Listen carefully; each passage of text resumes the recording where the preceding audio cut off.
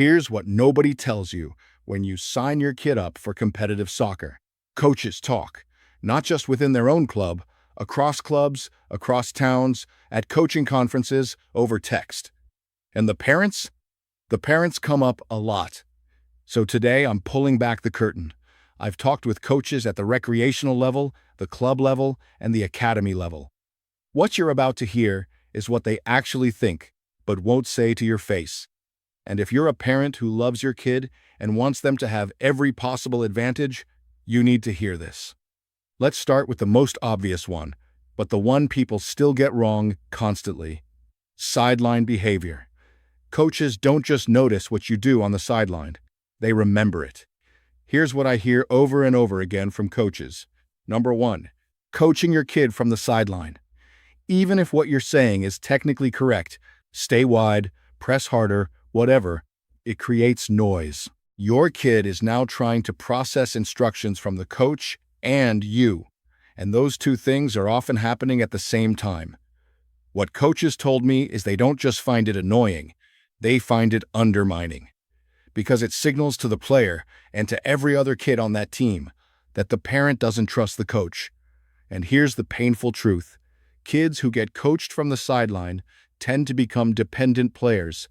They start looking to the sideline for answers instead of reading the game themselves.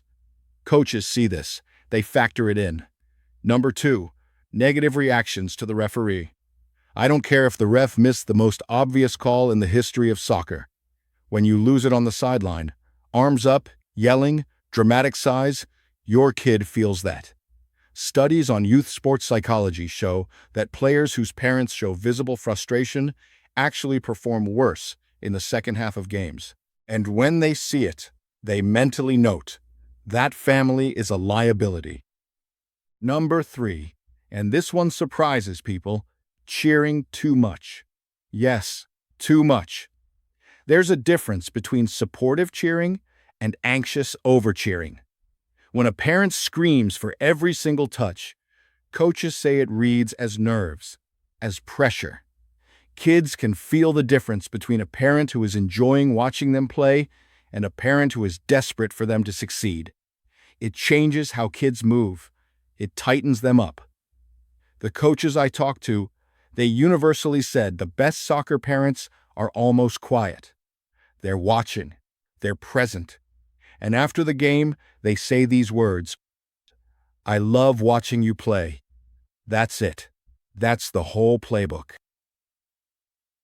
Okay, let's talk about emails, because this is where things get really interesting. Coaches have shared some wild email stories with me, but forget the extreme cases. Let's talk about the patterns that quietly damage a parent's reputation without them even realizing it. Pattern 1, the just checking in email. It's always framed as totally reasonable. "Hey coach, just wanted to check in on Tyler's development. Anything we should be working on at home?"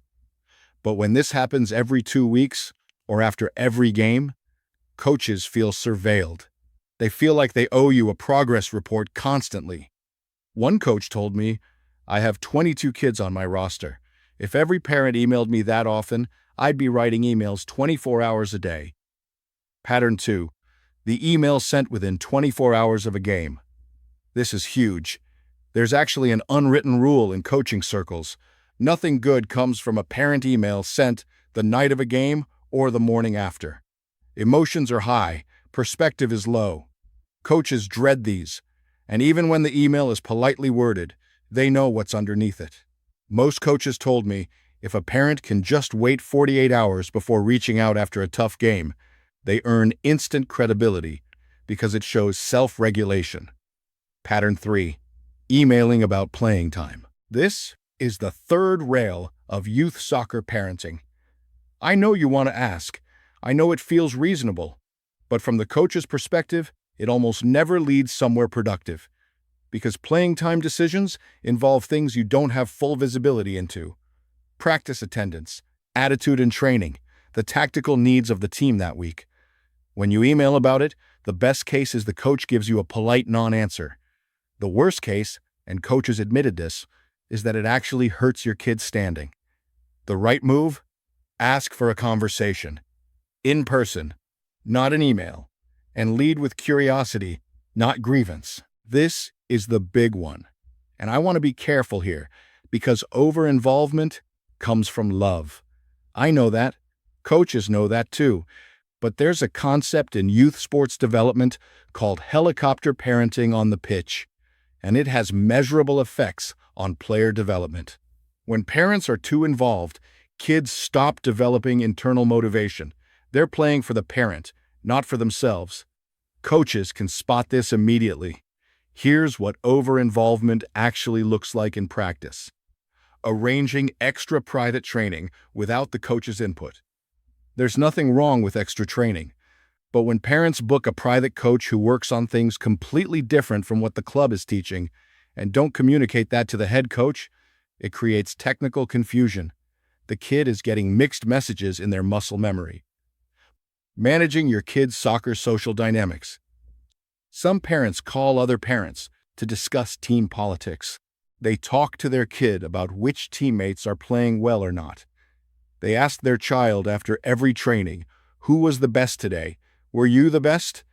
Coaches know when this is happening because it shows up in how kids interact with each other on the field. Showing up to every single optional session, every scrimmage, every futsal night. Again, I know it comes from love, but kids need spaces where they're just players, not someone's child, not under observation. Some of the best developmental moments in soccer happen when parents aren't watching and kids are just playing. If you're always there, you may actually be taking something away from your kid without knowing it. One academy coach put it to me this way, and I thought it was brilliant. "My best players have parents who trust the process. The parents who struggle to trust the process raise players who struggle to trust themselves." Let me be really direct with you now, because this is the part that matters most. Your reputation as a soccer parent follows your kid. And in the age of club soccer, it can travel further than you think. When tryout season comes around and your kid is on the bubble between making a team or not, coaches talk to each other. Coaches from other clubs that your kid has played against or trained with. And what they say isn't just about your kid's technical ability. It's about the family's reputation. Is this a family that trusts coaches? Are they going to be supportive or challenging? Is this a player who has independent motivation, or do they need to be managed?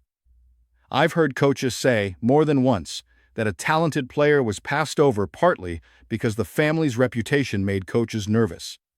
That is real. That happens. And look, this goes the other way too. Coaches actively want families who are supportive, who communicate well, and who build trust. Those families get the benefit of the doubt. When their kid is struggling, the coach invests more, because they know the family is a partner, not an adversary. Your reputation is an asset you're building in real time. Every game, every email, every interaction with a coach. And the beautiful thing is, it's completely within your control. So here's what I want to leave you with. Something actionable you can use this week. At some point this season, not after a hard game, not when emotions are high, find a quiet moment, maybe after a practice, and say this to your child's coach.